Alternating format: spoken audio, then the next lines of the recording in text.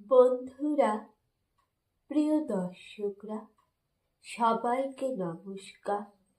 জয় যিশু। যেরকম ভারতের ইতিহাস, যেরকম 1947 সালের ইতিহাস, যেরকম নেতাজি সুভাষচন্দ্র বোসের ইতিহাস, হিন্দু পুরাণ শাস্ত্রের কাহিনী যেভাবে ফেসবুকে আপডেট হয়, ফেসবুকে ভাইরাল হয়, ঠিক সেইভাবেই মহাত্মা গান্ধীর গোপন তথ্যের রহস্য উদ্ঘাটন হয়েছে।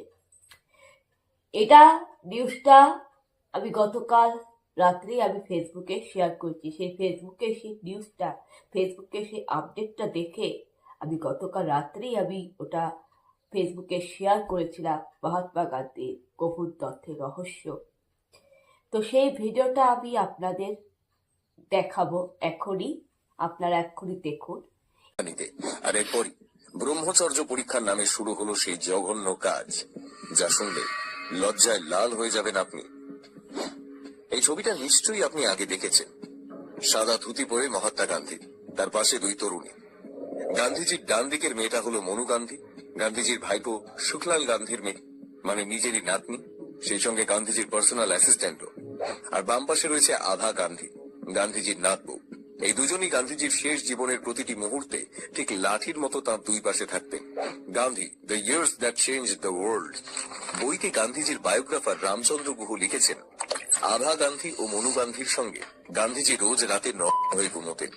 গান্ধীজির secretary Nirmal Kumar Bose my days with গান্ধীতে আরো চমকপ্রদ কথা লিখেছেন। গান্ধীজি তার নাতনি মনুকে বলেছিলেন, এটা পবিত্রতার পরীক্ষা। আমি অঙ্গ হয়ে শুই, তুমিও জামা কাপড় খুলে আমার পাশে শুয়ে পড়ো, এটা ভগবানের পথে যাওয়ার সাধনা। গান্ধী, নেকেড অ্যাম্বিশন বইতে ব্রিটিশ লেখক অ্যাডামস লিখেছেন, একদিন গান্ধীজি তার নাতনি মনুকে বললেন, তুমি আমার সঙ্গে না থাকলে মুসলিম চরমপন্থীরা আমাকে মেরে ফেলত, তাই আজ থেকে আমরা একসঙ্গে উলঙ্গ হয়ে ঘুমবো, আমাদের পবিত্রতা আর ব্রহ্মচর্যের পরীক্ষা করব। Collected works of Mahatma Gandhi বইতে একটা চিঠিতে এই নিয়ে গান্ধী স্নানও করতেন গান্ধীজি।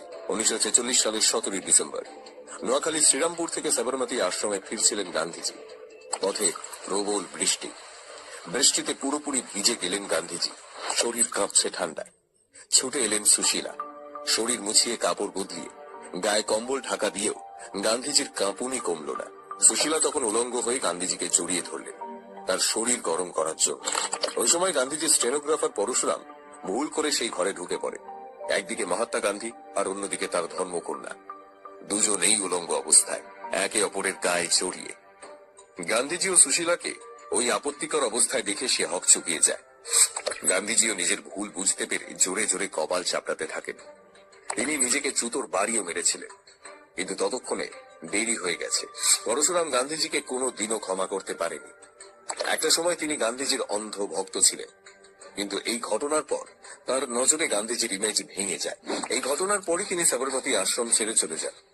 আর সুশীলা বছর কয়েক পর এক সাক্ষাৎকারে তিনি নিজেই বলেছিলেন, গান্ধীজি একজন মানসিক রোগী ছিলেন, তার এইসব কাজ ছিল বিকৃত। আচার্য কৃপালানিও পিছিয়ে যান। তিনি প্রকাশ্যে বলেন, গান্ধীজি মনু গান্ধীকে গিনিপিগের মতো ব্যবহার করছেন। এটা কোনো আধ্যাত্মিক পরীক্ষা নয়, এটা এক বিকৃত মানসিক খেলা। তিনি এই প্রক্রিয়াকে অধর্ম বা অন্যায় বলে মনে করেন না, উল্টে তিনি এটা মানুষের মধ্যেও প্রচার করতে চেয়েছিলেন। ভেবেছিলেন মানুষ বুঝবে, কিন্তু এর উল্টোটা হলো। দেশ জুড়ে যেন ঝড় বয়ে গেল। মহাত্মা গান্ধীর চরিত্র নিয়ে সমালোচনা আরো বাড়তে লাগলো। দাদু নাতনির এমন সম্পর্কে কেউই মহাত্মা গান্ধীকে সমর্থন করলো না। গান্ধী ভক্তরাও তার বিপক্ষে কথা বলতে শুরু করল। মহাত্মা গান্ধীর কাছে রোজ হাজার হাজার চিঠি আসতে লাগলো। সবাই বলতে শুরু করলো, একটা মানুষ কি সত্যি এত নিচে নামতে পারে? দেশের বাইরে বিদেশেও গান্ধীজির বিকৃত জীবন নিয়ে তোলপাড় পড়ে গেল।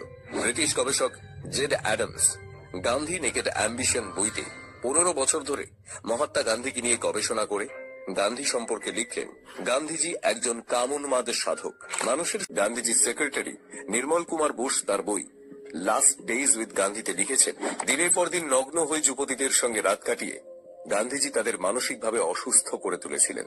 এরা একে অপরকে হিংসে করত, গান্ধীর স্নেহ পেতে লড়াই করত। গান্ধীজিকে খুশি করাই ছিল এদের জীবনের একমাত্র লক্ষ্য। পরবর্তী জীবনে প্রবল মানসিক অবসাদ ও একাকিত্বে ভুগেছিল এরা। এরা অনেকেই মৃগী রোগের শিকার হয়। পরীক্ষা করতে গিয়ে গান্ধীজি এই মেয়েদের ইচ্ছে জাগিয়ে তুলেছিলেন। দিনের পর দিন সঙ্গমের চাহিদা পূরণ না হওয়াতে এদের মধ্যে মৃগী রোগ দেখা দেয়। গান্ধীজিকে যখন নির্মল বসু প্রশ্ন করেছিলেন এই মেয়েরা অসুস্থ কেন, তিনি উত্তর দিয়েছিলেন ওরা আগে থেকেই মানসিক রোগী ছিলেন।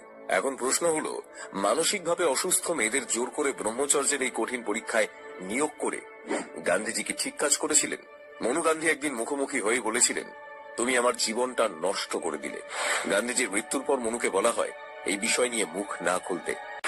অসংখ্য অনুসারী তাকে ত্যাগ করে। যারা একসময় বাপু বলে ভগবানের মতো পুজো করত, তারা প্রতিবাদ করতে শুরু করে।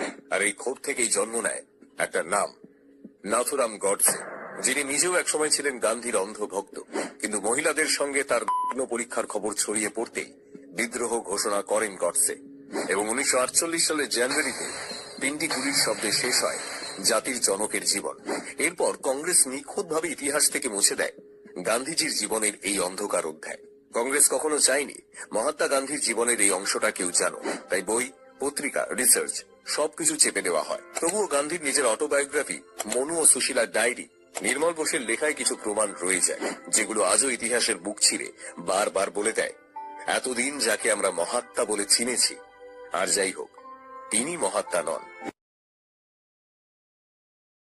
বন্ধুরা, এবার বোঝা গেল সত্যিটা কি ছিল। এবার ভাবুন তো, তিনি কি সত্যিকারে মহাত্মা হওয়ার যোগ্য? এমন মানুষ কিনা জাতির জনক। ভাবুন, এ তো পুরো ভারতবাসীর লজ্জা। জাতির জনক হতে পারে কোনোদিনও? তাই জাতির জনক বলাটা তো সবচেয়ে বড় একটা মূর্খের কাজ। জাতির জনক তো সেই আদিবাসীদের পূর্বপুরুষ, বা যার হাত ধরে আদিবাসী ভাষা সংস্কৃতি সৃষ্টি, সেই হচ্ছে জাতির জনক। জাতির জনক সেই যে প্রথম মানুষ, যার মাধ্যমে বাঙালি জাতির সৃষ্টি, বাঙালি ভাষা, বাংলা সংস্কৃতি, বাংলা ভাষার সৃষ্টি। জাতির জনক সেই যার হাত ধরে পৃথিবীতে প্রথম হিন্দি ভাষা এসেছিল। জাতির জনক সেই যে নেপালি জাতির আদি মাতা। জাতির জনক সেই যার হাত ধরে পাঞ্জাবি, মারাঠি ভাষার স্বীকৃতি। উনি কে? উনি কি ভগবান? হ্যাঁ, উনি কি ভগবান? কথায় বলে ঈশ্বর মানুষকে সৃষ্টি করেছে, তারপরে ঈশ্বর নিশ্চয়ই প্রত্যেকটা জাতি গোষ্ঠীকে সৃষ্টি করেছে। ঈশ্বরকেই বলতে গেলে জাতির জনক বলা উচিত। তো উনি কে? উনি তো জাতির লজ্জা। বন্ধুরা, এই গোপন তথ্যের রহস্য এক সময় রাজনৈতিক দল, ব্রিটিশ আমলে রাজনৈতিক দল এই তথ্যটাকে ধামা চাপা দিয়েছিল, এবং এই তথ্য আমাদের পড়তে দেওয়া হয়নি। ইতিহাসে আমরা এই সত্যিটা পড়তে দেয়নি। ইতিহাস মুছে ফেলা হয়েছিল, ইতিহাসের সত্যটা মুছে ফেলা হয়েছিল বন্ধুরা। এবং আমরা এতদিন ধরে আমরা এডুকেশনে ভুল ভাল শিক্ষা লাভ করে এসেছিলাম, ভুল ভাল তথ্য পড়েছিলাম। কিন্তু আজ সময় এসেছে সঠিক তথ্য জানার বন্ধুরা। তাই আমি আপনাদের কাছে এই সঠিক তথ্য শেয়ার করলাম বন্ধুরা। যদি কোনো ভুল ত্রুটি হয়ে থাকে মার্জনা করবে, কিন্তু এই তথ্যটা আমার জানানোর দরকার ছিল, এটা জরুরি। কারণ আমরা ভারতবাসী, আমরা কেন অজ্ঞাত থাকবো? আমাদের সঠিক তথ্যটা আমাদের জানা উচিত বন্ধুরা। এটাই বলার ছিল বন্ধুরা। আপনারা ভালো থাকবে, সুস্থ থাকবে। আপনাদের সকলকে নমস্কার। জয় যিশু, জয় হিন্দ, বন্দে মাতরম।